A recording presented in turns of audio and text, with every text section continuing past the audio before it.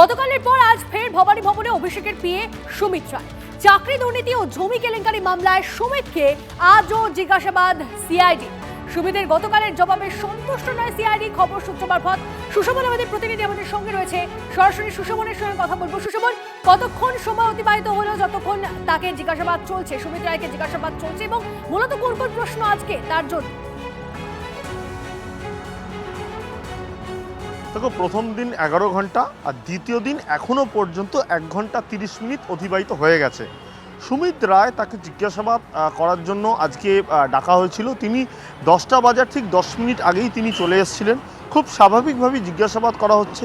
মূলত যেটা বিষয় সেটা হলো যে শালবনির যে জমি, সেই জমি একজন ব্যক্তি তিনি কিনতে চেয়েছিলেন। তৎকালীন তৃণমূল বিধায়ক সুজয় হাজরা তিনি বলেছিলেন সেটা তার নিজের জমি, তার জন্য তাকে 10 লক্ষ টাকা অ্যাডভান্স করে দেওয়া হয়েছিল। পরবর্তীকালে জানা যায় যে সেই জমিটা একেবারে সরকারি জমি। এই তদন্ত করতে গিয়ে সুজয় হাজরা তাকে গ্রেফতার করে।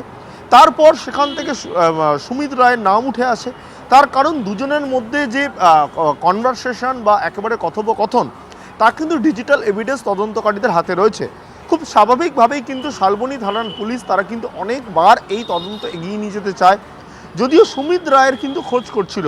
তুমি জানো যে সুমিত রায়কে জিজ্ঞাসাবাদ করার জন্য বা সুমিত রায়ের খোঁজের জন্য অভিষেক বন্দ্যোপাধ্যায়ের বাড়ি চলে যায়, কোনো সময় সুমিত রায়ের বাড়ি চলে যায়, সেখানে কিন্তু সুমিত রায়কে খোঁজ মেলেনি।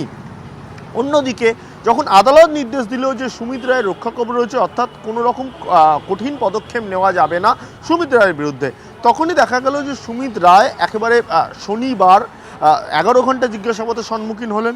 কিন্তু তদন্তকারীরা সেখানে যে প্রশ্ন করলেন সেই প্রশ্নে সন্তুষ্ট হলেন না, অর্থাৎ অসন্তুষ্ট হয়ে পরবর্তীকালে আবার তাকে জিজ্ঞাসা করার জন্য আবার ডাকা হলো। সেটা হলো আজকে রবিবার, যেখানে এখনও এক পর্যন্ত 1 ঘন্টা 30 মিনিট অতিবাহিত হয়েছে। মূলত যে জমির কথা বলা হচ্ছে, যেখানে সুজয় হাজরা তিনি নিজে যে ডকুমেন্টসগুলো দিয়েছেন এবং তদন্তকারীদের হাতে যে তথ্য রয়েছে, সেটা হলো প্রায় 300 কোটি টাকার জমির এখানে কেলেঙ্কারি। এবং দেখা যাচ্ছে যে সরকারি জমি, সেটা একজন জলের কাজ করতে চেয়েছিল, জলের জন্য একটি গোডাউন করতে চেয়েছিল, কিন্তু সেই জমি যখন সে কিনতে যায়, সেই জমি কিনে ফেলে। পরবর্তীকালে দেখা যায় যে সেটা সরকারি জমি। অর্থাৎ সরকারি জমিকে একেবারে যে চরিত্র বদল করা হয়েছে, এই চরিত্র বদল করতে গিয়ে মূলত সুজয় হাজরার পরে সুমিত রায়ের নাম এসছে এবং সেই জন্য বর্তমানে তাকে জিজ্ঞাসাবাদ করা হচ্ছে।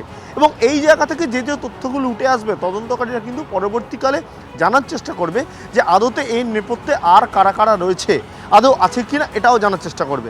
এবং যেটা গুরুত্বপূর্ণ এর মধ্যে তথ্য রয়েছে, সেটা হলো যে এই যে জমি, এই জমির কীভাবে চরিত্র বদল করা হলো, চরিত্র যে বদল করা হলো সেখানে মূলত তারা কতটা জানতেন, এবং এই যে জায়গায় যেখানে একেবারে প্রতারণার একটা বিষয় উঠে আসছে, সেটা কিভাবে হলো। অর্থাৎ একাধিক প্রশ্ন, যেই প্রশ্নের উত্তর অধরা। সেই জবাবে আজ তদন্তকারী অফিসাররা সন্তুষ্ট হন কিনা অবশ্যই আমাদের সেদিকে নজর থাকবে। সুশোভন, ধন্যবাদ। আর এই প্রসঙ্গে কিছু রাজনৈতিক প্রতিক্রিয়া রয়েছে আমাদের কাছে, শুনুন। ও তো টিএমসি করতো, টিএমসির লোক, আর যত কিছু অপকর্ম হয়েছে সব জায়গায় তার নাম শোনা যাচ্ছে। বাকি তদন্তে যা হবে সেটা মেনে নেবে সবাই। তোর পিওর বাড়িতেই তো যাবে, কেন যাচ্ছে, কোথায় যাচ্ছে, আর কোথায় কোথায় যেত, সে সব বেরোবে এখন। সুমিত রায় অন্তর্ধান রহস্যের মানে জবনিকা পতন হলো, উনি হাজিরা দিয়েছেন। অতীতে সুমিত রায়ের সঙ্গে এরমভাবে কথা বলার সাহস আমারও ছিল না। মানে লাস্ট যে ফোনটা 4 মে পরবর্তী সময়ে ফোন করে বলল যে বস ফোন করতে বলেছে। আমি তখন বলেছিলাম কোন বস, হুগো বস? তো সুমিত রায় চার্টার্ড মাফিয়ার ম্যান ফ্রাইডে। সুতরাং প্রপার ইনভেস্টিগেশন মানে will lead all roads to রোমের মতো ক্যামাক স্ট্রিট পর্যন্ত সমস্ত রাস্তা নিশ্চিতভাবে পৌঁছবে।